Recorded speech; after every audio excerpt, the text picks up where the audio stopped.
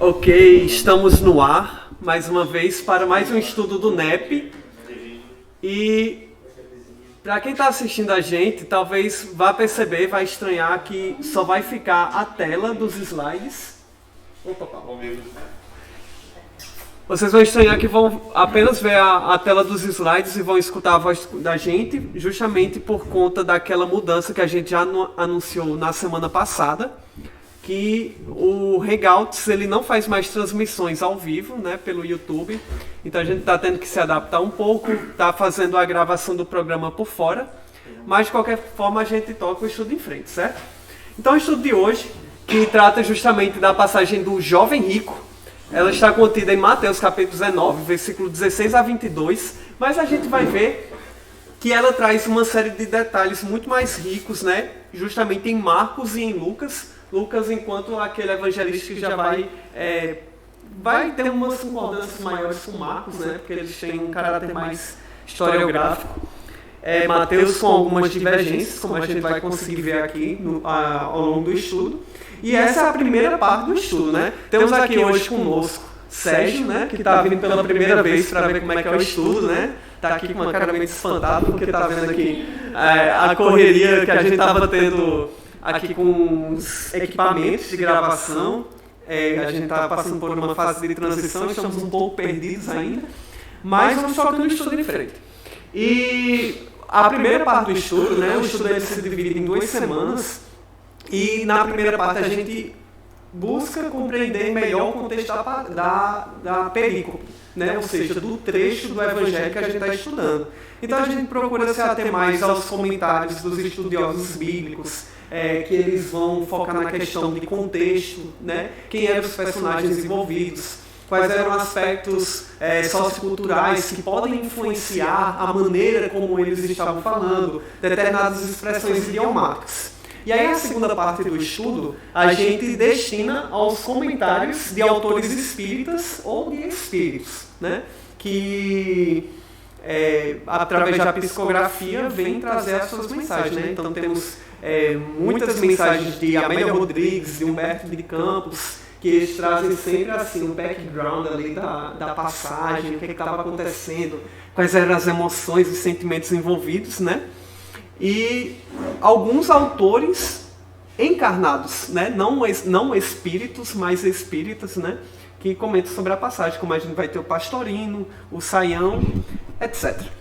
Então, sem mais delongas, vamos começar o nosso estudo. E... Eita! Pronto, já ajeitei aqui. Aqui está o roteiro do nosso estudo de hoje. E a gente sempre inicia com uma prece, né? E aí eu gostaria de pedir alguém do pessoal online para poder fazer a prece de hoje. Ismael pode fazer?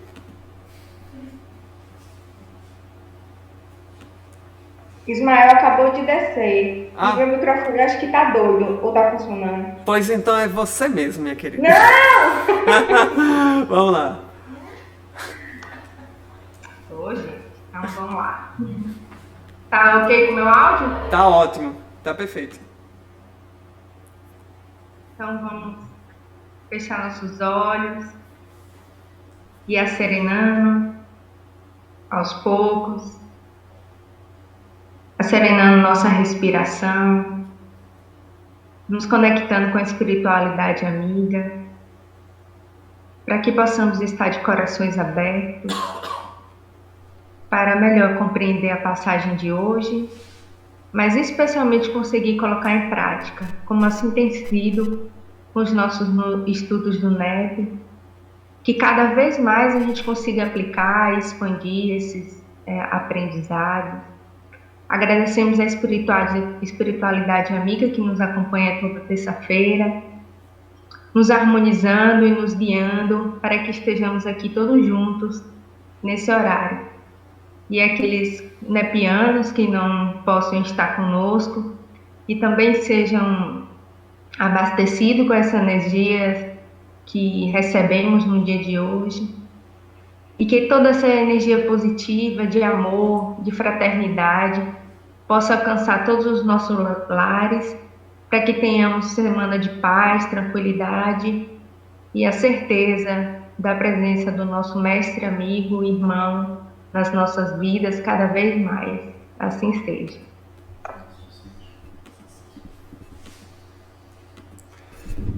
Assim seja. Vamos então dar continuidade e vamos ver. A gente traz essa primeira frase aqui que a Elis botou, né? O estudo ficou sob responsabilidade minha e de Elis. Elis não pôde se fazer presente. Gente, se alguém for entrar e eu não ver o convite a tempo, aí vocês me avisam, certo? Aí podem abrir o microfone a qualquer momento e aí me avisem se eu estou esquecendo de adicionar alguém, certo? Apita. Então vamos lá. Elis colocou essa primeira frase, né, que fala: a parábola do jovem rico põe a nu a situação do espírito diante da prova.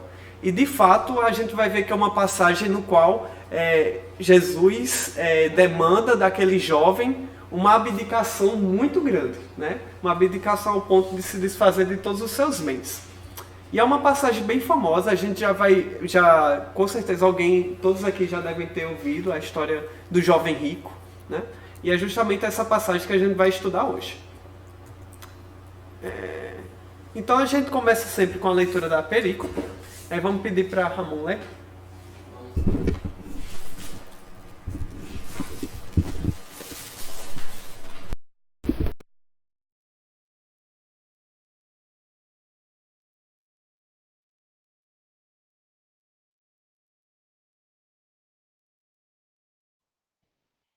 Diego, estamos sem áudio.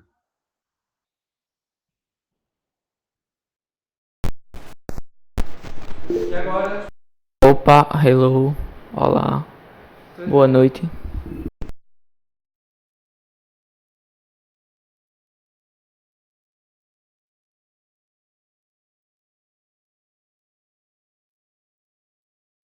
Oi, som.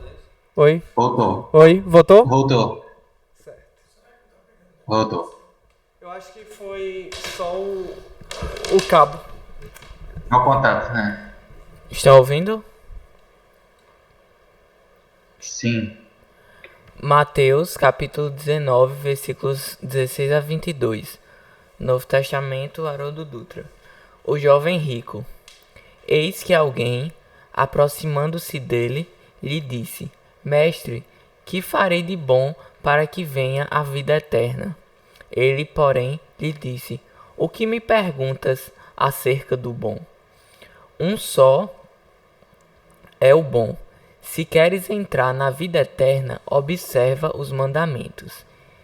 Diz-lhe: Quais? E Jesus disse: Não matarás, não adulterarás, não roubarás, não prestarás falso testemunho, honra pai e mãe, e amarás o teu próximo como a ti mesmo.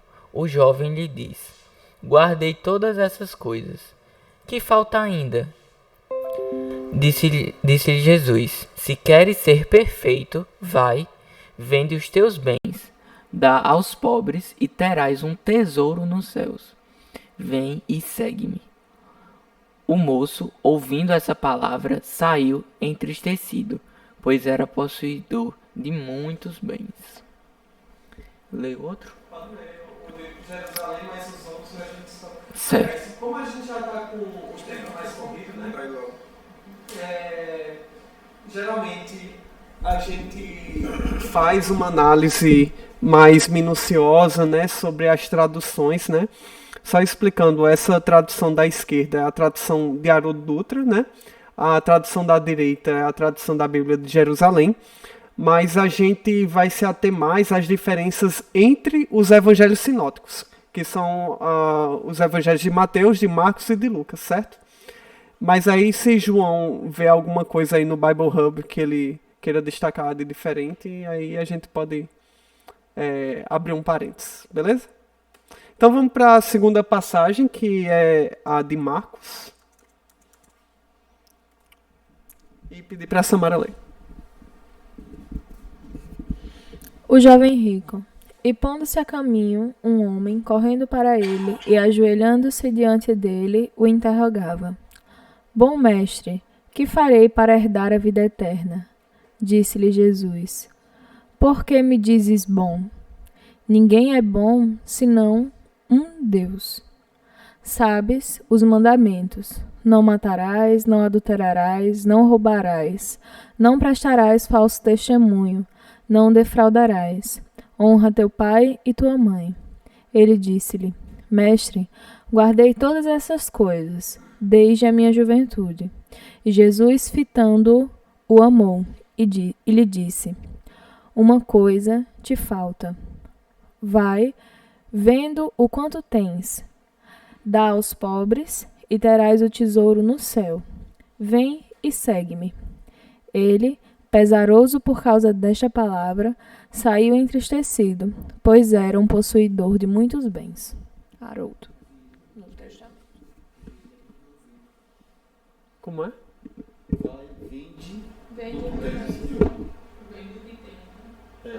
Tá vendo? Aonde? Mas onde você Ah, vende. Certo. Ok. Pronto. Como a gente já está com um tempo um pouco corrido, ao invés de a gente pegar e ler também o Lucas, né? Só assim, o Lucas e o Marcos, ele tem semelhanças bastante fortes, ó. Se a gente passar aqui o slide, a gente vai ver que é bem similar. A diferença vai estar praticamente no início. Espera aí que parece que tem alguém pedindo a entrada. Pronto, é o Luigi. Ok, Luigi. Bem-vindo, Luigi. Então, como eu ia falando, existem algumas poucas diferenças entre os três textos. A perícope em Lucas é bastante similar com a perícope em Marcos. Mas aí, ó, a gente basicamente fez um quadro para que a gente pudesse observar melhor quais são as diferenças entre eles, certo? E aí, o que tinha de diferente eu marquei aqui de vermelho, certo? E o que tinha de semelhanças a gente marcou de azul. Então, quando a gente observa... Aqui? É porque é um vermelho desbotado, né? Mas na tela... na tela tá... Pronto, na verdade é laranja. Laranja bastante dessaturado. Vamos continuar, querida. E nos apegar ao que é importante. Então, a gente percebe logo no início, bem no início mesmo, que existe uma diferença no tratamento de quem era aquela pessoa, né? Mateus, ele só fala alguém. Eis que alguém, aproximando-se dele, lhe disse. E já em Marcos, ele já vai dizer que era um homem, né? E ainda acrescenta algumas coisas, como, por exemplo, o que é que o homem estava fazendo, né? Que ele estava correndo e se ajoelha. É interessante que Champlin, pelo menos nos comentários dele, ele vai falar que o texto de Mateus provavelmente sofreu alterações. E que o de Marcos, ele se aproximaria mais do que de fato teria acontecido na passagem. Lucas... justamente. Como é que ele especula isso? Mas ele vai falar isso com base na idade dos manuscritos. E ele basicamente vai dizer que os manuscritos de Marcos que ele encontra são mais antigos do que os de Mateus, né? E aí, a gente também sabe que Mateus, ele geralmente vai adaptar o texto à linguagem dos judeus, né? Então ele vai acrescentar algumas simbologias, algumas questões para poder reforçar uma determinada ideia com base no contexto judaico, enquanto que Marcos, ele se preocupava em contar uma história aos gentios. Então muita coisa que a gente vai encontrar nos textos de Mateus, a gente não vai encontrar nos textos de Marcos, né? Ao longo dos evangelhos como um todo. Mas aí a gente vê que, ó, tem muito mais semelhanças, né, entre os trechos de Marcos e de Lucas, como a gente consegue observar aqui na coluna do meio e na coluna da direita, né? Quando chega aqui, tem uma outra diferença, que Mateus fala: mestre, que farei de bom? Né? Ou seja, o jovem está perguntando o que é que ele precisa fazer de bom para que venha a vida eterna. Enquanto que em Marcos e em Lucas, ele se refere a Jesus como bom. E ele pergunta: bom mestre, o que farei? Simplesmente, ele não pergunta o que farei de bom. Tanto que a resposta de Jesus, quando ele vai falar, né? Ninguém é bom senão um, que seria Deus, faz mais sentido que ele tivesse sendo chamado de bom do que o jovem perguntando o que ele precisa fazer de bom. Certo? Outras diferenças, como o Paulo estava aqui já soprando no pé do meu ouvido, tem um acréscimo aqui em Marcos que ele fala, não defraudarás, né? Quando Jesus vai falar dos mandamentos. E aqui em Mateus, a gente vai ter um acréscimo que é, e amarás o teu próximo como a ti mesmo. E essa parte, e amarás o teu próximo como a ti mesmo, não está presente nem em Marcos, nem em Lucas. Mas está no Antigo Testamento. Mas está no Antigo Testamento. É interessante isso, porque como a gente estava falando, Mateus ele se preocupava bastante em falar, se direcionar a falar aos judeus. E havia aquela corrente, né, a corrente do Hillel, que falava do amar o próximo como a ti mesmo, né? E talvez a gente tenha ou Mateus ou a pessoa que redigiu Mateus posteriormente, acrescentando aí o e amarás o teu próximo como a ti mesmo para reforçar essa ideia de um Messias consolador, né? O Messias da corrente de Hillel em contraponto à corrente de Shammai, né? E aí tem algumas outras coisas, mas quando a gente vai ver, no geral, eles são bastante semelhantes. A diferença que a gente vai encontrar ainda é aqui em Mateus, que Jesus vai falar, se queres ser perfeito, vai, vende os teus bens e dá aos pobres.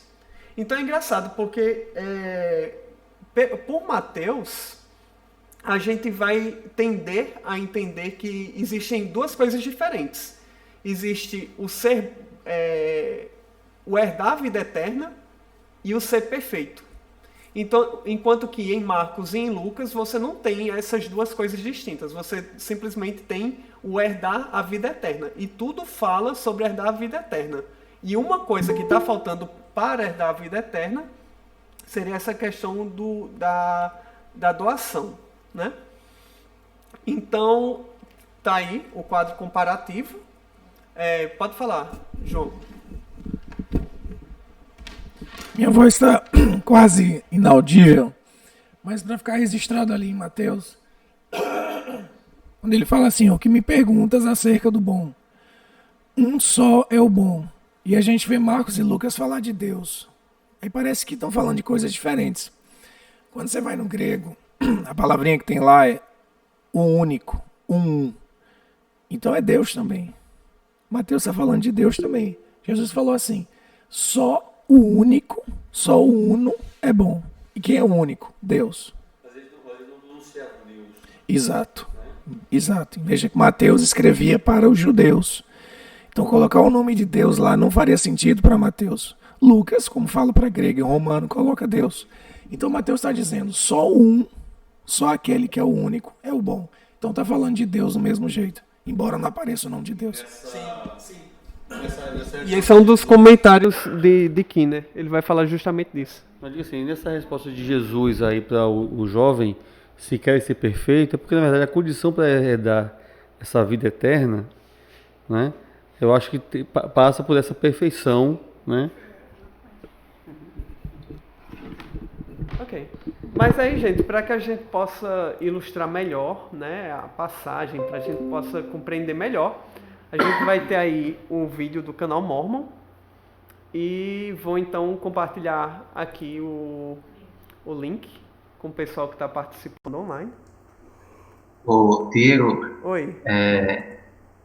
bota aí para apresentar de novo, porque aconteceu uma coisa engraçada aqui. Tem uma zebrinha aqui e ficou aparecendo na tela de Luigi. Ficou aparecendo na tela de Luigi? Foi. Eu tô achando que o Mas- Luiz tentou apresentar alguma coisa. Foi. Eu também tô achando. Aí assim, O quê? todo mundo, a pessoa que realmente assim, todo mundo tem condição de apresentar no Google Meet, tá certo? Então o pessoal não apresentar, aí é interromper a apresentação que qualquer um esteja fazendo aí. Vocês estão conseguindo ver? Agora sim, vamos ver. O restante do pessoal tá conseguindo, gente?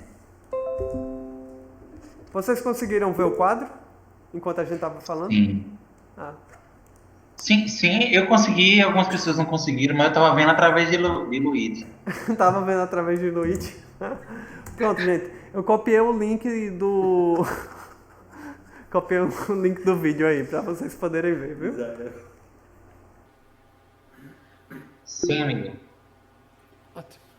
Então, é interessante esse vídeo que a gente viu no canal Mormon, que quando a gente vai comparar, né, com aquele quadro que a gente apresentou anteriormente, né, sobre o que é que tem de semelhança, o que é que tem de diferente de cada um dos evangelistas, tem uma certa mistura ali, né? Porque Marcos, ele, por exemplo, acrescenta algumas coisas, algumas falas, quando Jesus vai falar de quais eram os mandamentos, né?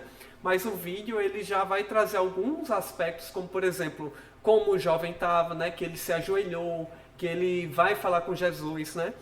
E a gente vai ver que tudo isso aí vai trazer alguns aspectos à interpretação, né, do texto, que vão ser confirmados, inclusive, pelo relato de Amélia Rodrigues. Amélia Rodrigues tem um relato que vai tratar diretamente dessa passagem, né, falando sobre as ansiedades daquele moço com relação a Jesus, né, o que é que se passava na cabeça dele, o sentimento de respeito, né, o ato de ajoelhar, tudo isso denota alguma coisa, alguma mensagem, certo? Alguém online tem algum comentário ou alguém aqui gostaria de comentar alguma coisa a respeito do vídeo? Claro. É bem ilustrativo, né? Então chega a hora do onde, quando, quem, o que, como, de que, por quê, a nossa pesquisa minuciosa do Neves. E a gente também trouxe aqui um quadro no qual a gente observa aqui todos os elementos, né, que a gente tem na história, né? O quem é o mestre, Jesus, um só é o bom, né? Que como João estava falando aqui, já denota a ideia de Deus, né? Por conta do artigo. Pai, mãe, próximo, jovem, pobres e moço. O que? Vida eterna, bom, mandamentos, falso testemunho, ser perfeito, bens, tesouro e céus. E como? Matar, adulterar, roubar, honrar, vender, seguir, entristecer. São todas palavras que estão presentes na perícope, mas hoje a gente vai se ater apenas a 3 elementos, mas a título de compreender melhor alguns aspectos. Algumas dessas palavras são os comentadores bíblicos que vão comentar nos comentários versículo a versículo, e a gente puxou para essa primeira parte para a gente entender essas palavras dentro do contexto da perícope. E a gente vai focar um pouco em um estudo diferente hoje, no qual a gente vai analisar um pouco a questão do gênero literário. Quando eu resolvi pegar essa parte do moço rico, eu me lembrei do estudo que a gente fazia no GEAI, que a gente fazia do livro Parábolas de Jesus, Texto e Contexto. E eu me lembro que lá no estudo a gente tinha pego esse trecho do jovem rico. Aí eu pensei, isso seria interessante a gente tentar puxar um pouco do que a gente estudou lá 6 anos atrás e tentar puxar para o estudo aqui de hoje, certo? E aí a gente vai passar para o próximo slide e pedir para Paulo ler.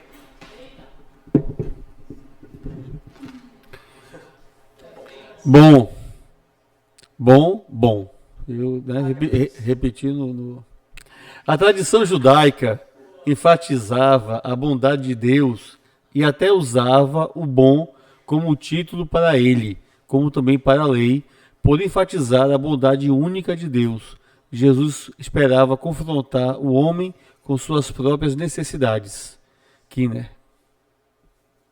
Justamente, né? Que João tinha comentado agora. Quer falar mais? E na tradição, na tradição grega também, Platão fala do bem, o bem, como sendo o sol superior a todas as coisas. Tem a ver com o judaísmo. Pois é. Então a gente vê aí essa coisa aí de bom, aí Jesus vai falar ali, oxe, bom só Deus né? Na verdade ele estava reforçando uma ideia que já se havia um consenso na tradição judaica de se referir ao bom, né? A perfeição de bondade suprema como sendo a Deus, né?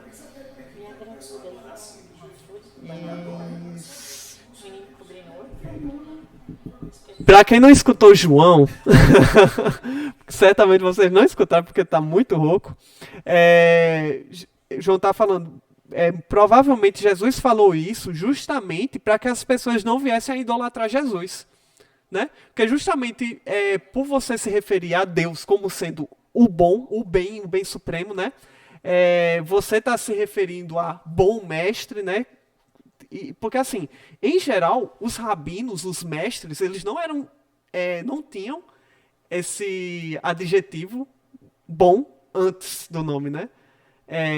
Não se costumava referir-se aos mestres como bom mestre, apenas como mestre, né? Então vamos lá, jovem.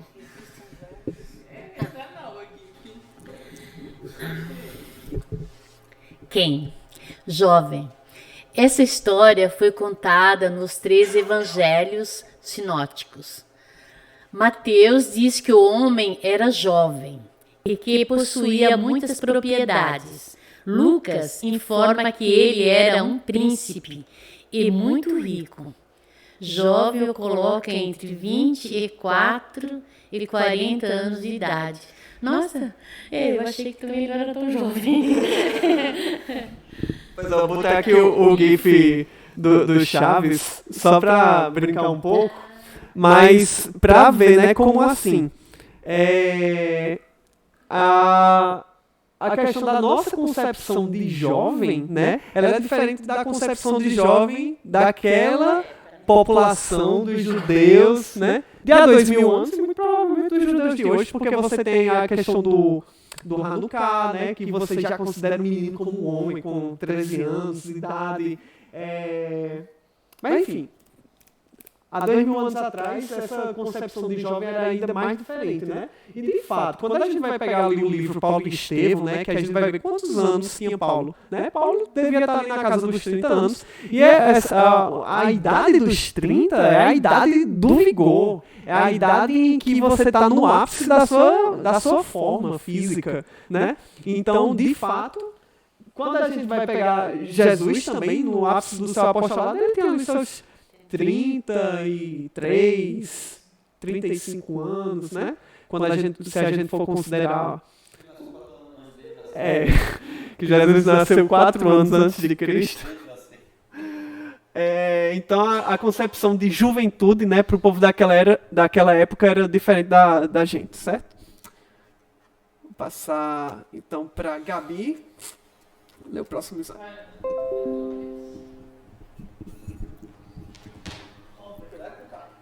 Continuando com o jovem, né? O homem era jovem segundo o versículo 22. Sempre tinha dinheiro e possessões, provavelmente de uma herança, ou por simples participação numa família rica. O dinheiro dele o possuiu, ele não possuiu seu dinheiro.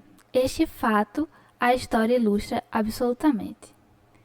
Está em Champlin que afirma isso. Então a gente tem aqui algumas especulações de Champlin, né? Champlin gosta de ir soltando assim os comentários dele, mas não grandes novidades aqui nesses comentários. E aí a gente vai para o último que é perfeito, teleios. E aí pedir para o Sérgio ler. Perfeito. Jesus falou com aquele homem em seus próprios termos. Se queres ser perfeito, a palavra teleios já havia ocorrido 2 vezes, em 5:48 e em nenhuma outra passagem nos evangelhos, mas ocorre 16 vezes nas epístolas. Ela vem de telos, ou fim. Comentário de Bacon. Bacon, nosso famoso Bacon. Mas aí, quanto a essa questão da perfeição, né? Só para a gente ver, né? Porque a gente tem a concepção espírita, né? De o que é ser perfeito, né? De perfeição relativa, né? E aí a questão da palavra perfeita, ela está associada a uma questão de fim, né? Chegar ao seu fim, chegar ao pleno, à plenitude. E aí a associação com a palavra do grego telos, né? Fim, certo?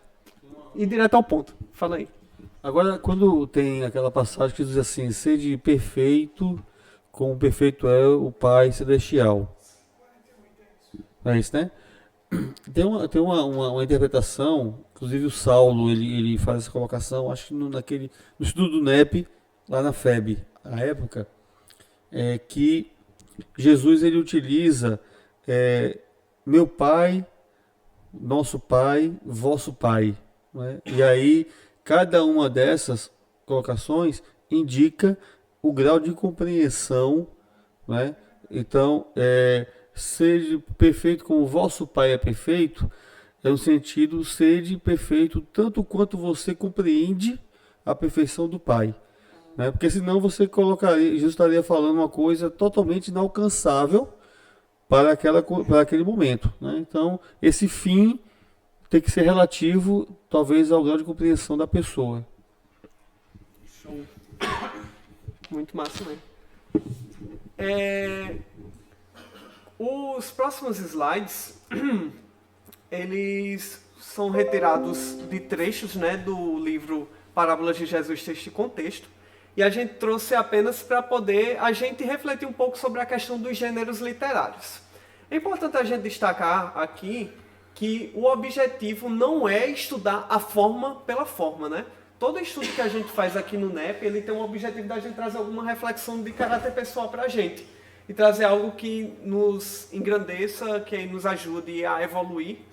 E estudar os gêneros literários, né? A gente pode ficar só, aquele trecho ali é um gênero literário X ou Y ou B, e só ficar nisso e não tirar uma lição, não é o objetivo do NEP, né? Mas aí, dentro das reflexões que Haroldo traz, é pertinente aqui para o momento para a gente poder trazer algumas reflexões, certo? Então, inclusive para a gente poder fazer associações entre diferentes passagens. A primeira coisa que a gente vai fazer quando a gente vai fazer um estudo de gênero literário, Haroldo vai falar sobre essa questão do texto bíblico, ele não ter separações, né? Ele não tem indicação de tempo, aliás, ele não tem ponto, vírgula, não tem indicação de quando começa e quando termina uma frase. E, na verdade, tudo isso foi se convencionando com o tempo. E, basicamente, o que ele vai trazer nesses trechos aqui é justamente como é que esse pessoal ele foi dividindo o que nós hoje conhecemos como perícope, que é basicamente um trecho da Bíblia que vai encerrar ali uma ideia, um momento, seja temporal ou espacial, ou uma parábola, uma história que se encerra em si, ou a apresentação de um personagem, e justamente que apresenta o começo, o meio e o fim. É uma chamada. Certo? Hã? É como se fosse uma chamada, né? Basicamente, por exemplo, o que é que nós estamos estudando hoje? A gente está estudando o moço rico, certo? Sendo que quando você vai pegar o original em grego, não está dividido assim. Não está lá, o moço rico começou e terminou e tem um ponto final, sabe? Na verdade está lá o texto corrido, um emendado no outro, e aí ao longo do tempo a gente foi convencionando e foi dividindo em versículos e em perícopes, que é conjuntos de versículos, certo? Então é importante a gente ter essa concepção, primeiramente. E quando a gente avança nesse sentido, a gente chega na questão do gênero. E aí quando Haroldo vai apresentar os gêneros textuais, ele vai falar sobre dois gêneros bem interessantes, que são os relatos de vocação e não vocação. E ele vai falar que nos relatos de vocação e não vocação, há descrições de comportamentos daqueles que foram chamados a serem discípulos, a assumir um compromisso intenso e duradouro. O leitor é convidado a refletir o comportamento dos vocacionados e evitar a conduta daqueles que não puderam ou não quiseram seguir o mestre. Então isso é interessante porque a gente vai perceber que dentro do texto bíblico existem padrões de comportamento entre os personagens nos momentos em que Jesus chama uma pessoa para ser discípula e essa pessoa aceita, e nos momentos em que a pessoa vai e não é chamada por Jesus, mas se oferece para ser um discípulo, e Jesus coloca algumas condições e essa pessoa acha que não consegue atender. E aí, quais são esses padrões? Eles estão descritos justamente aqui nesse quadro. Para os relatos de vocação, o que geralmente acontece? O mestre vai passando, aí o mestre vê uma pessoa, e aí ele chama a pessoa pelo nome. Por exemplo, a passagem de Mateus. Jesus ia passando, ele chamou Mateus pelo nome, Simão, tal, né? Não, Simão não, Levi. Às vezes até dizendo o nome do pai também, né? É verdade. É verdade. Simão, fulano de... Justo. Por isso que está aqui, ó, relações de parentesco do vocacionado. Como o Sérgio bem apontou. A descrição do trabalho do vocacionado, Mateus, que era cobrador de impostos, aí Pedro, que era pescador, né? Aí palavra imperativa ou gesto simbólico de chamamento. Vem, segue-me, né? Aí vem uma objeção do vocacionado, que às vezes está presente ou não está. Aí a resposta do mestre, que pode não estar presente em circunstância da objeção da pessoa que está sendo chamada. Aí vem um despojamento do vocacionado, o cara vai, se entrega e segue Jesus, né? Então a gente observa esse conjunto de comportamentos. E aí, o que acontece nas pessoas que não aceitaram seguir Jesus? A gente não vê o nome do não vocacionado. E é muito engraçado isso, porque às vezes a gente encontra pessoas muito mais humildes, né, nos momentos de chamamento, e que essas pessoas seguem Jesus, e que elas eram pessoas comuns. Eram pessoas humildes, eram pescadores, certo? Mas, às vezes a gente encontra pessoas poderosas, ricas, importantes, e a gente não sabe qual é o nome daquele personagem. Como, por exemplo, o jovem rico.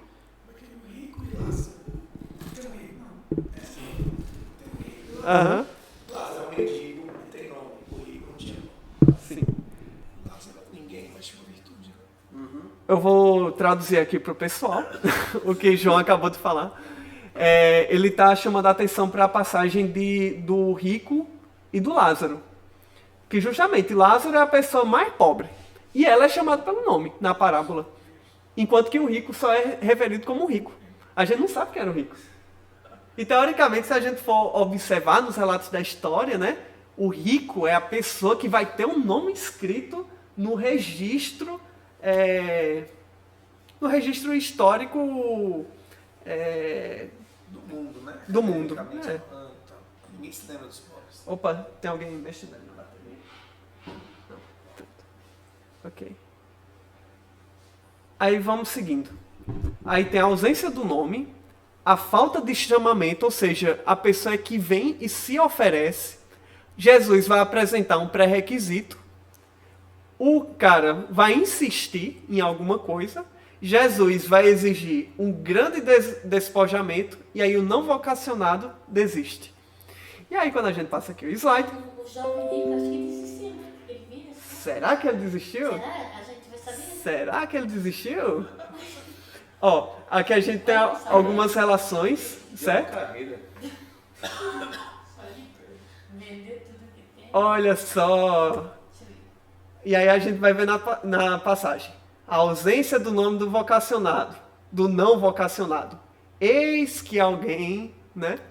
Falta do chamamento, a própria pessoa se oferece. Mestre, que farei de bom para que venha a vida eterna, né? Jesus apresenta um pré-requisito. Se queres entrar na vida eterna, observa os mandamentos. Para que tenha, viu? Para que tenha vida eterna. E se venha a não tem não. Sim, para que tenha. Foi uma digitação, desculpa, pessoal. Foi um copia cola. Foi copia cola. Insistência do não vocacionado. Guardei todas essas coisas, que me falta ainda? Jesus exige grande despojamento. Se queres ser perfeito, vai e vende os teus bens. E aí o não vocacionado existe. O moço, ouvindo essa palavra, saiu entristecido. Tudo isso é uma grande lição para a gente. Tanto aqui no que Haroldo está falando, né? De que o leitor é convidado a repetir o comportamento do vocacionado e evitar a conduta daqueles que não puderam ou não quiseram seguir o mestre. E é interessante isso porque é um material bastante rico para a gente que prepara palestras e tudo mais, porque a gente tem condições de comparar melhor diferentes textos, né? Então, por exemplo, só você juntar, compilar os chamamentos vocacionados e não vocacionados, né, a seguir o mestre, dá um tema de palestra fantástico, né? E aí... Na próxima semana a gente vai dizer se a gente é vocacionado ou não vocacionado, né? Não, isso é para a próxima semana, né? Vamos refletir a respeito. E outra coisa interessante quando a gente vai falar sobre a questão do texto, sobre padrões que a gente observa, né? Muitos ensinos de Jesus e narrativas dos evangelistas parecem seguir a tradição poética do povo hebreu. O paralelismo pode ser definido como a rima das ideias e apresenta variações relativas à sua forma e seu conteúdo. Então essa estrutura aqui que a gente observa, que é o que a gente vai chamar de paralelismo reto, né, que é quando você observa uma simetria entre as ideias, ela se repete em uma série de outros textos, principalmente de Mateus, né? E aí, aqui algumas relações entre ideias, como por exemplo, logo no início, primeiro versículo, alguém se aproxima e diz, né? E lá no final, o que que acontece? O moço ouve e parte. Olha só. Que farei de bom para ter a vida eterna? Se quiseres ser perfeito, vende os teus bens. Jesus, observa os mandamentos. Aí o moço, eu já guardei todas essas coisas. O que me falta? E bem no centro da passagem você tem ali os mandamentos, né? Que geralmente é a parte mais importante do texto evangélico, né? Geralmente ela guarda a essência, né? Então tudo isso aí são formas diferentes da gente debruçar o olhar sobre o texto e que podem suscitar a interpretações diferentes, né? Muitas vezes a gente foca muito na conduta do moço, mas de repente a gente não observa ali quais são os mandamentos que Jesus está falando, sabe? Ou então sobre a questão do amar o próximo como a si mesmo, né? E vamos então, finalmente passar esse trecho aí, né? Para fazer um estudo diferente hoje, trazendo essa referência parábolas de Jesus. Vamos para os comentários bíblicos, que aí explicando para o Sérgio que está chegando, a gente tem alguns autores, né, como por exemplo o Bacon, o Champlin, o Kinner, o Stern, eles são estudiosos do texto evangélico, no que eles vão tentar entender, vão trazer suas considerações acerca dos evangelhos, e geralmente os livros deles são livros bem grossões assim, porque eles vão comentar versículo a versículo, certo? E aí geralmente a maioria desses estudiosos, eles são evangélicos. Então a gente sempre procura trazer eles, tentar filtrar da melhor forma possível, puxar o que a gente consegue ver de contexto cultural, né, principalmente, porque às vezes eles trazem alguns ensinos dogmáticos, né, assim, das suas religiões, das suas crenças. Então é importante que a gente saiba filtrar. Tem também Pastorino também, que também faz um pouco desse trabalho, né? Isso. Pastorino também faz isso, sendo que aí já puxando a sardinha para o espiritismo. Explicar que a gente usa esse pessoal. Falei. Explicar que a gente usa esse pessoal porque faltam comentadores acadêmicos no meio espírita. A gente tem Pastorino, agora Haroldo, né? Se a gente tivesse mais pessoas no espiritismo que fizessem a ponte com o judaísmo, a gente usaria. Mas como não tem, a gente pede socorro aos universitários. Ele é bom, de qualquer forma é bom. Mesmo que tivesse, né? Você tem os olhares, né? E você vai... Os princípios vão de algo interreligioso. A gente vai aprender com o judeu, com o protestante, entendeu? Justamente. E aí, por que não? Se ele já tem uma tradição aí de anos, de décadas, estudando o texto evangélico, pessoas gabaritadas, por que não bebermos dessa fonte, né? E aí vamos pedir para a galera aí online para ler. E aí vamos pedir para André. Mateus 19,16. Eis que alguém, aproximando-se dele, disse: Mestre, que farei de bom para que venha a vida eterna? O homem disse a Jesus: Bom mestre, professor, que bem farei para conseguir a vida eterna? Essa era uma questão relevante, que mostrava a necessidade de um relacionamento mais profundo com Deus. Vida eterna significa uma amizade plena e permanente com Deus. Para os judeus, ela geralmente queria dizer vida na era por vir. Essa frase, muito comum em João, é encontrada pela primeira vez aqui nos sinóticos. Bico. Menino. Então, pois é, a gente geralmente vê, né? Vida eterna é uma coisa comum, mas é a primeira vez que está se falando aqui, pelo menos em Mateus, né? E o que mais? Ô, Diego, Oi. Pode falar, Ismael. só voltando, já que esse é o versículo, só voltando à questão de ser alguém que ele não revela o nome, é interessante que tem muitas passagens que isso ocorre, né, como você mostrou aí pra gente, e geralmente isso significa um generalismo, né? Como se a passagem democratizasse um pouco mais essas figuras. Por exemplo, tem na parábola do bom samaritano, e até Haroldo comenta que o homem caído, ele é totalmente descaracterizado. Nesse caso também, eu vejo, a gente pode depois até entrar nas interpretações, não sei se algum espírito ou comentador vai dizer isso, mas eu acho que a gente se identifica mais, não personaliza tanto, né? Porque é uma passagem que fala muito com o leitor, com todos nós que temos essas dificuldades, essas mesmas dificuldades do moço rico, né? Então é alguém que é alguém, qualquer um de nós, independente da pessoa, não personaliza Jesus. Por outro lado, democratiza, generaliza o máximo possível a figura desse moço. Justamente.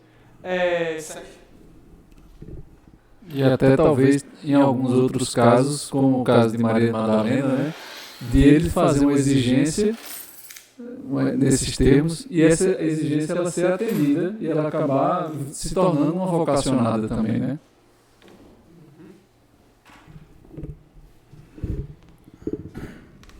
Muito bem. Vamos continuando então.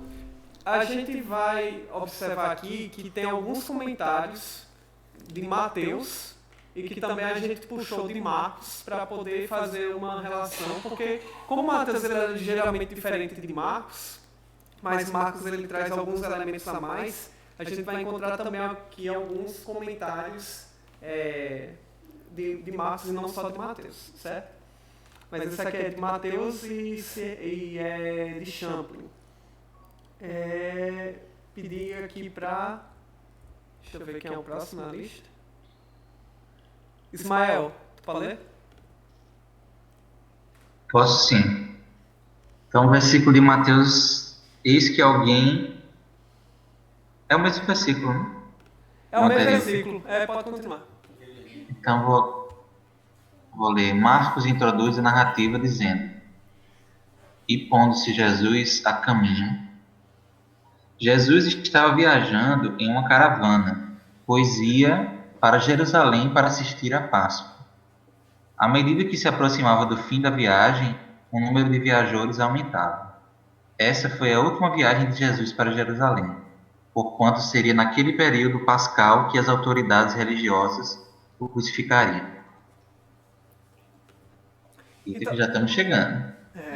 Então, Champlin ele só traz aí uma curiosidade, né, que não fica muito claro em Mateus sobre essa questão do contexto, né? Provavelmente você lendo as passagens anteriores e depois dessa você consegue entender melhor em que momento cronológico se situa essa passagem, né?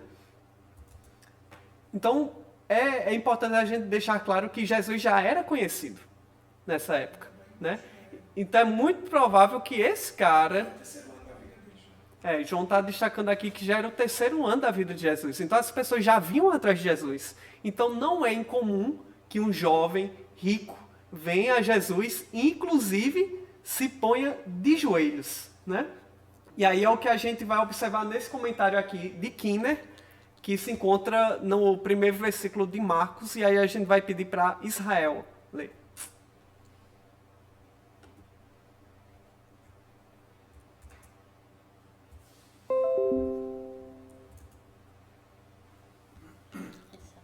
acho que Israel... Já tá morando só? Israel? Mudou? Opa, agora tá ouvindo. Ah, estão me ouvindo? Estamos? Sim, agora sim. Aí pode partir direto pro comentário, certo? Estão me ouvindo aí? Tamo, rapaz. Pode falar. Tá. Mudou o quadro? Marcos introduz a narrativa dizendo: e pondo-se Jesus a caminho. Oi. Jesus estava viajando em... Bom, tá o mesmo quadro aqui. Israel, acho que tá atrasado aí, viu? Acho que travou para você, Israel. Deve ter travado no slide anterior. Será que você consegue abrir aí paralelo para ler? Tá. Vamos pedir então pro Luigi ler pra gente? Então, por enquanto. Deixa eu ver se vocês estão conseguindo ouvir o áudio. Israel. Sim. Depois a gente volta pra ti. Beleza? Acho que tá atrasado também lá. Sim, é verdade, Beleza, Israel, a gente volta para você. Vamos para o Luigi. Fernando Biegoski. Luigi? Você tá podendo falar?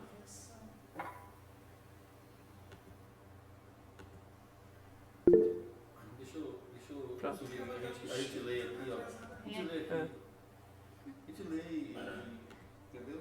Só o pessoal que a gente lê que vai... Luigi também não tá conseguindo abrir o microfone aí. Pronto. Como a gente tá nesse momento de adaptação, a gente vai ler aqui presencialmente mesmo. Certo. Vai lá, Ramon. Um homem piedoso costumeiramente procurava... Vocês estão me ouvindo agora? Esse não é o próximo. Estão ouvindo?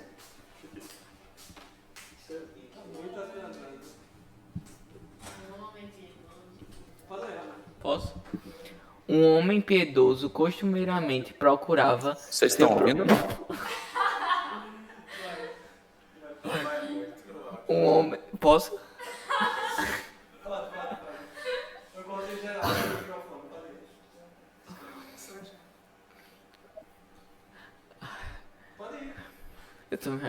Um homem de posses podia normalmente prover para si o melhor e mais popular mestre. Lê aí, Diego. Tá certo. Então, basicamente o que ele está dizendo é que o homem de posses ele poderia prover para si o melhor mestre. Então o fato dele se ajoelhar diante de Jesus denotava que Jesus era muito importante. Certo? Basicamente o que se está falando aí nessa passagem é isso. E sabemos que pelo menos alguns discípulos faziam perguntas semelhantes a essa que o homem rico fez a Jesus. Herdar a vida eterna, entre aspas, significa compartilhar da vida no mundo vindouro, a vida do reino de Deus. Isso segundo a concepção judaica, né? Porque inclusive alguns deles tinham essa ideia de que o reino de Deus seria o reino de Deus instaurado na terra e que se iria herdar depois de alguns anos, entendeu? Quando as pessoas fossem justas e tudo mais. Poucas pessoas tinham a convicção de imortalidade. Então, quando fala assim, era vindoura, mundo vindouro, não é mundo espiritual, mundo depois da morte do corpo. Muitas vezes era lá mesmo. Uma coisa de 10, 15 anos que ia acontecer rapidamente. Só os essênios e outros grupos iniciados que tinham ideia de imortalidade. Então vamos passar para frente e aí pedir para Samara ler. Só o texto, né? Direto? Em resposta... Oi? Sem rir? É porque eu tava rindo. Eu não tava conseguindo ler porque eu tava... Em resposta, o mestre perguntou: por que me chamas de bom? Por que me chamas bom? O melhor texto grego diz: por que me perguntas a respeito do que é bom? O termo bom não se refere a algo, mas a alguém, a Deus. Então Jesus levou o homem a considerar as Escrituras e disse-lhe: guarda os mandamentos. Bicon. Já comentamos a respeito disso, né? de que o termo bom, na verdade, se referia a Deus, especificamente, justamente Jesus dando ali uma chinelada, né, no moço, né? Para dizer, olha, quem é bom é Deus, meu querido. Vamos seguindo em frente. E aí também um comentário em Mateus 19, 17, né, do mesmo trecho. O autor do Evangelho de Mateus modificou a história original que se acha em Marcos, o Evangelho mais antigo. A pergunta é diferente em Marcos. Que me chamas bom? Aliás, por que me chamas bom? Mas em Mateus por que me perguntas acerca do que é bom? Provavelmente essa mudança foi feita para evitar qualquer ideia possível de que Jesus não se considerava bom, ou que não se reputava tão bom quanto Deus Pai. Sugestões essas que seriam danosas à sua deidade. Né? A gente já vai pelo outro lado aqui, né? Sim, justamente. Champlin, ele é protestante, né? E aí ele já tem essa concepção de Jesus como uma divindade em si, né? Enfim, a gente não concorda tanto com esse comentário aí. Não é provável que Deus Pai que essa mudança tenha sido efetuada a fim de criar uma discussão filosófica sobre o bem. Notas... Já João, acho que foi. Nota-se igualmente que Marcos apresentou a história com o fito de mostrar a rendição absoluta do próprio ser, o que inclui a obediência perfeita às leis dos 10 mandamentos e também o sacrifício total das posses. Mas Mateus, apesar de ter preservado a necessidade da obediência às leis, no caso de todo homem que se interessa pela vida eterna, deixou entendido que o sacrifício das riquezas se aplica somente aos que são perfeitos. Né? Então tem um pouco dessa coisa de Mateus, diferente de Marcos e Lucas, que foi uma coisa que a gente falou no estudo. Ele fala de herdar a vida eterna e fala de ser perfeito, como se fossem duas coisas distintas. Então, basicamente, o que o Champlin vai dizer é que existe isso, existem gradações diferentes. Né? Existe o herdar a vida eterna e existe o ser perfeito. Ou seja, você poderia herdar a vida eterna sem necessariamente ser perfeito e sem necessariamente doar tudo que você tem aos pobres. Certo? Já a gente vai ver em Marcos e em Lucas que, pelo menos para o jovem rico ali, ele precisava passar por isso. Quando a gente se apega muito a esse comentário de Champlin e a gente fica divagando demais nisso, a gente pode acabar caindo em umas interpretações um pouco perigosas. Né? Porque aí a gente começa a cair um pouco num dogmatismo, num fundamentalismo, de tentar entender o que é que de fato vai nos trazer a vida eterna e tentar seguir aquilo palavra por palavra. E a gente se esquece do contexto da passagem, né? Que, tipo, aquela era a situação daquele jovem, ele precisava passar por aquilo. Mas Jesus, ele não exigiu que todo mundo doasse tudo que tinha para todo mundo, para que todo mundo seguisse ele, por exemplo. Né? Paulo?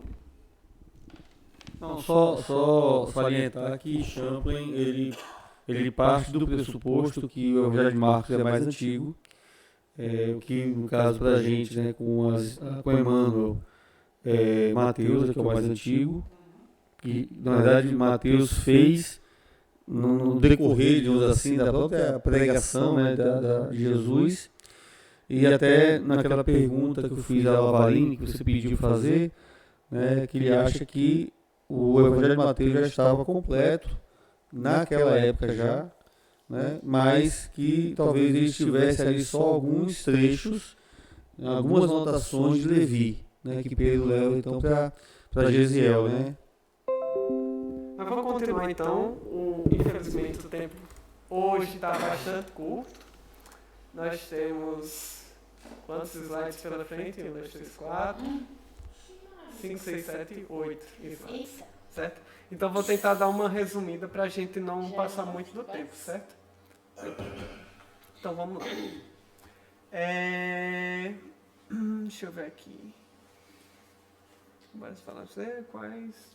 Às vezes eu não lembro esse resumo. Tá, pode ler aí, Paulo. Mas o interlocutor era persistente e perguntou quais os mandamentos. A palavra grega poia quer dizer, literalmente, De que espécie? Embora aqui essa palavra possa ser equivalente a tis, quais, Jesus deixou de lado os 4 primeiros dos 10 mandamentos e citou o 6º, 7º, 8º, 9º e o 5º. Ele omitiu o 10º e em seu lugar Marcos registrou: não defraudarás alguém. Só Mateus acrescentou: amarás o teu próximo como a ti mesmo, que é um resumo dos 6 últimos mandamentos que descrevem as obrigações em relação ao homem. Só é importante a gente verificar essa questão da sequência dos mandamentos, que tem aquela questão da relação com Deus, primeiramente, né, e depois vai com o próximo, né? Sim, e aí destacar que, justamente, propositalmente, Jesus não cita os mandamentos que dizem respeito a Deus, a divindade, mas apenas aqueles que estão relacionados com a convivência com as outras pessoas e que, sobretudo, eles podem ser verificados. Então é interessante isso, porque quando você vai vir no frigir dos ovos, todo judeu jovem daquela idade, ele seguia esses mandamentos. Que é o que a gente vai ver nos comentários seguintes, que aí a gente pode pular, já que eu já estou comentando, certo? E aí... É rápido, e o Evangelho traz para a gente que é impossível você amar a Deus sem amar o próximo. E amar a Deus sem amar o próximo. Então a gente pode focar no próximo que vai dar certo.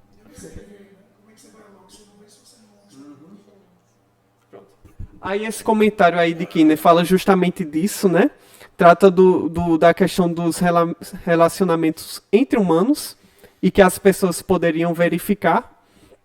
E aí a gente vê um outro comentário aqui de Bacon, quando ele fala: honrar pai e mãe e amarás teu próximo como a ti mesmo. Lê? Valeu. Só Mateus acrescentou: amarás o teu próximo como a ti mesmo, que é um resumo dos 6 últimos mandamentos que descrevem as obrigações em relação ao homem. Jesus não mencionou os primeiros 4 mandamentos que indicam as obrigações em relação a Deus, talvez porque tivesse a intenção de, nesse momento, testar o homem rico.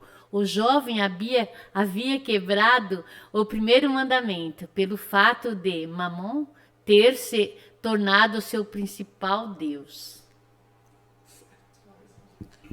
Muito bom esse comentário. A gente já estudou. Não se pode servir a Deus e a Mamon, né? Que é uma passagem muito interessante. A gente fez esse estudo, inclusive, com a irmã Ayla aqui. Já ia falar Ayla. E é justamente sobre isso que fala a passagem, quando a gente vai parar para pensar. O problema não era o jovem ter muitas posses. O problema era o sentimento que o jovem tinha com relação àquelas posses, né? Então não vamos pegar essa passagem de forma descontextualizada, sem entender o que é que se passava no coração daquele jovem, né? E simplesmente ser prosélito de que a gente tem que se desapegar de tudo, né? Então, continuando. Gabi? Só o de cima. Se apenas Deus é bom, o homem terá que admitir que tem quebrado alguns mandamentos. Mas os mandamentos que Jesus alistou eram observados pela maioria dos judeus, bem-nascidos e educados. Kinner. Esse comentário é engraçado, porque aí, se a gente parar para pensar, Jesus, de fato, quando falou isso, ele já sabia da resposta. Ele já sabia que o moço ia dizer: isso aqui já tirei de letra, né? Mas aí o que estava faltando no jovem era justamente esse lado de... Era justamente a primeira parte das relações dele com Deus. Ele não estava em deficiência com a sua relação com os homens. Ele estava deficiente na sua relação com Deus, né?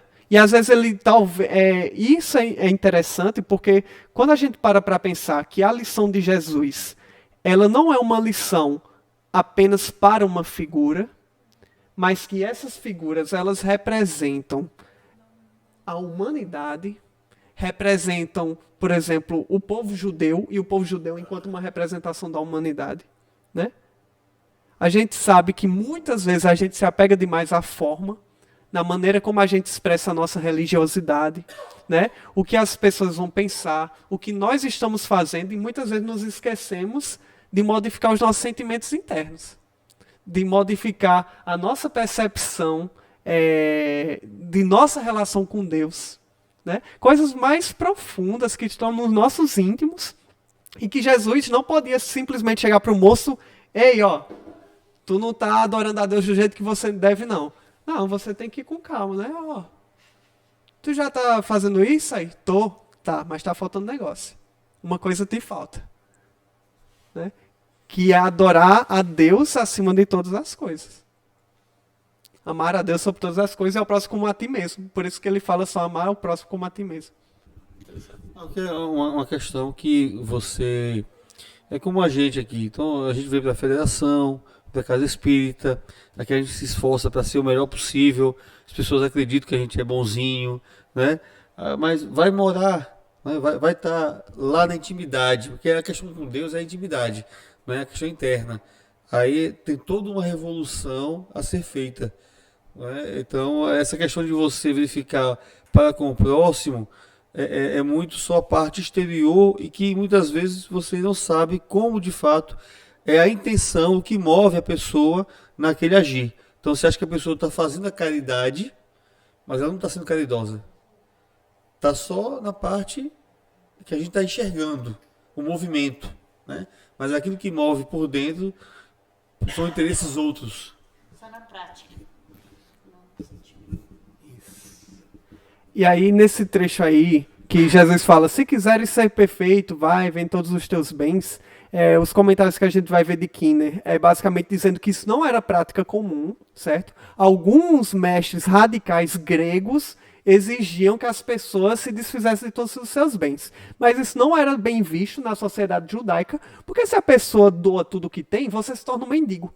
E aí, consequentemente, você está sendo um peso para a sociedade. Então, quando a gente pega o contexto judaico, que tinha um senso de coletividade, de apoio mútuo bastante forte, perder seus bens não era bem visto.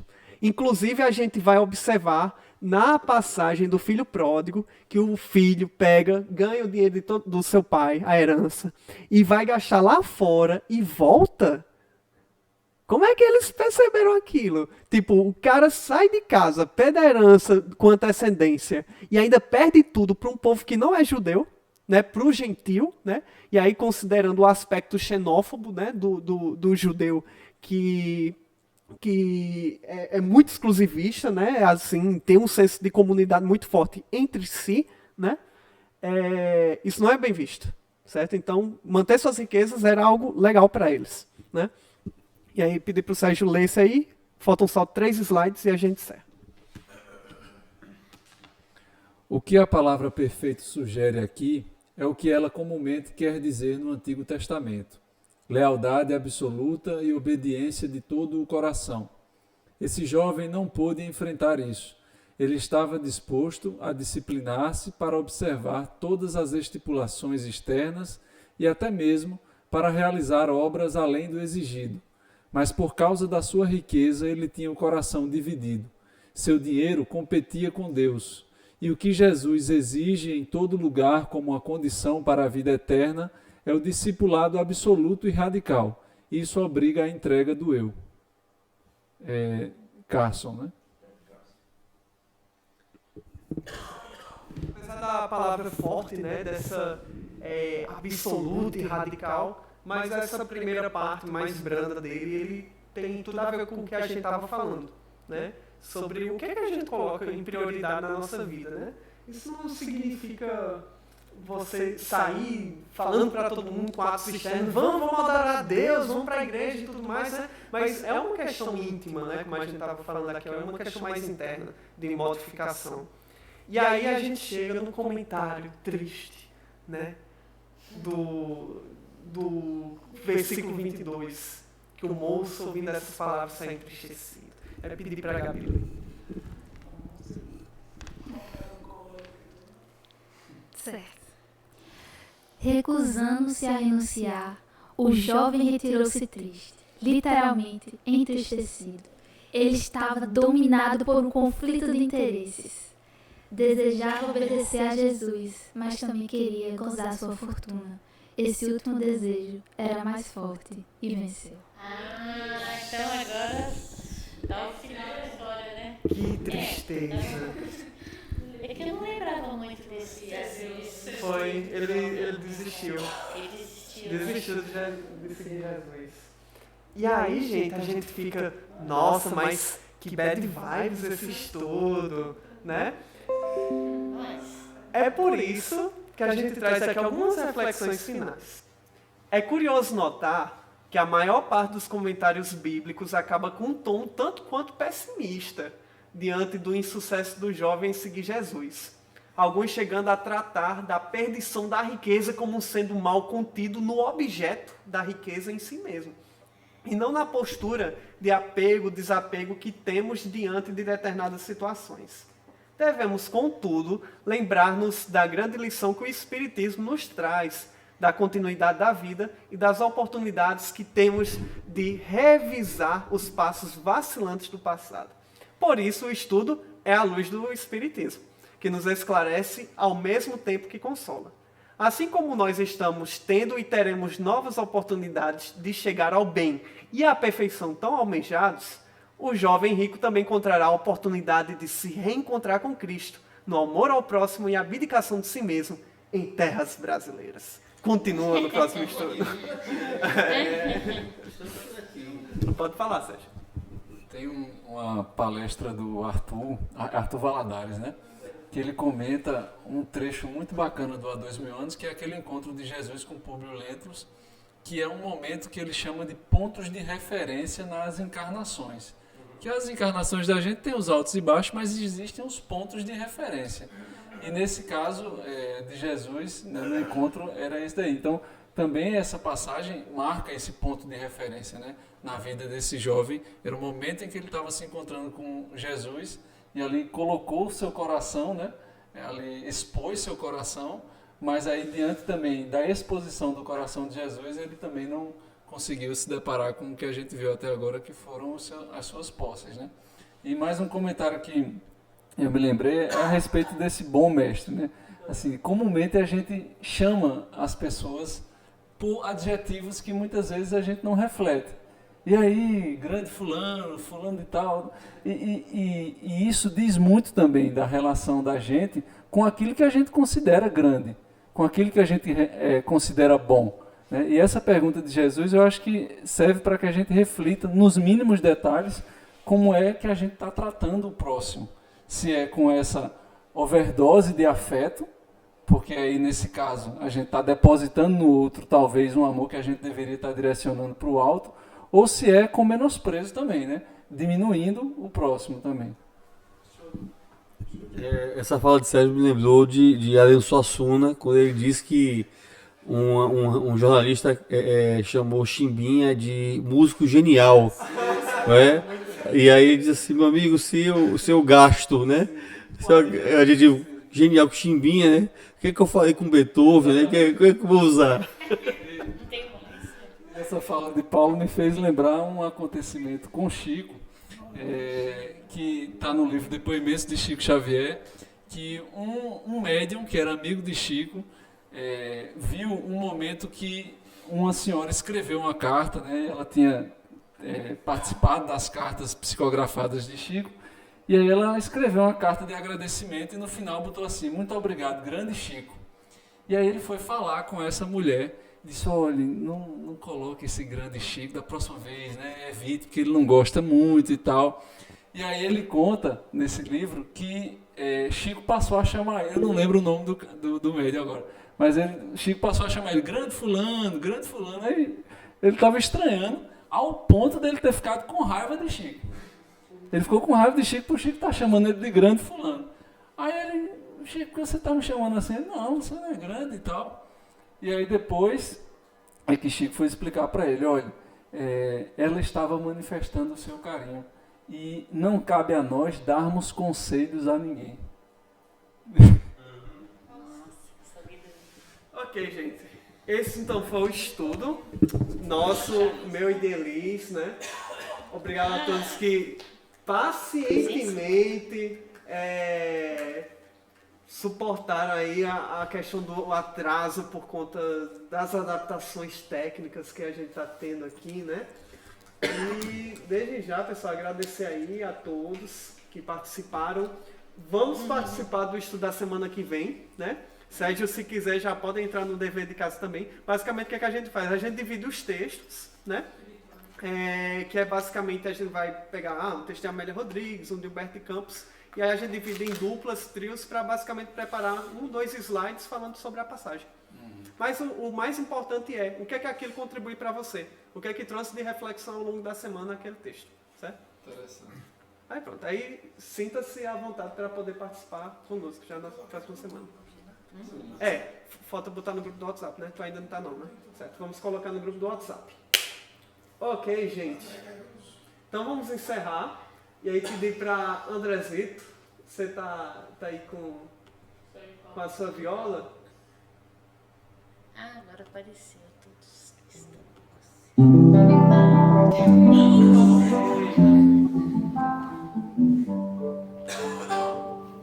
Qual música? Eu não pensei a respeito. Fala aí, Paulo. Sérgio escolhe. A música Sérgio escolhe. Belíssima composição. Como é uma perícope de chamada, né? Vamos ouvir Pedro, então. Qual é? Não escutei. Pedro.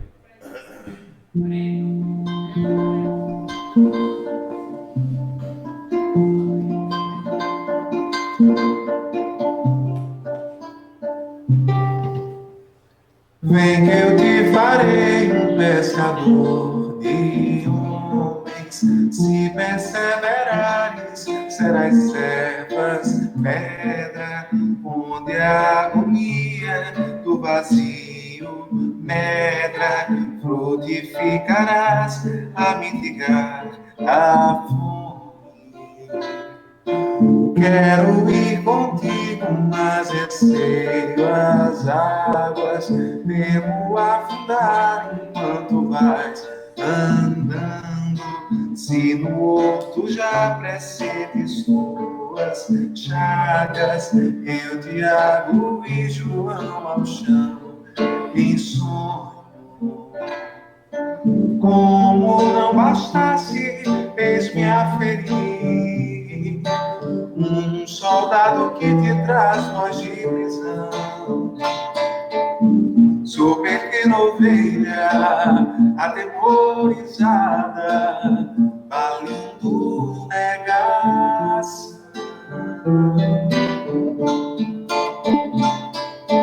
Vou a vida e tomo pela tua mão. Creio que te levarei aonde não queiras ir. Pedro, tu me amas. Pedro, tu me amas. Pedro, tu me amas. E tu que és a rocha, constrói a minha casa no coração do irmão. Ouve, Simão Pedro, morrerás em cruz. Não, eu não mereço essa distinção. Se depois do mestre martírios são troféus, e as mãos que ele tocou e os pés que ele lavou apontarão os céus. Vem que eu te farei um pescador de homens, se perseverares, serás servas de pedra. Vem que eu te farei um pescador de homens.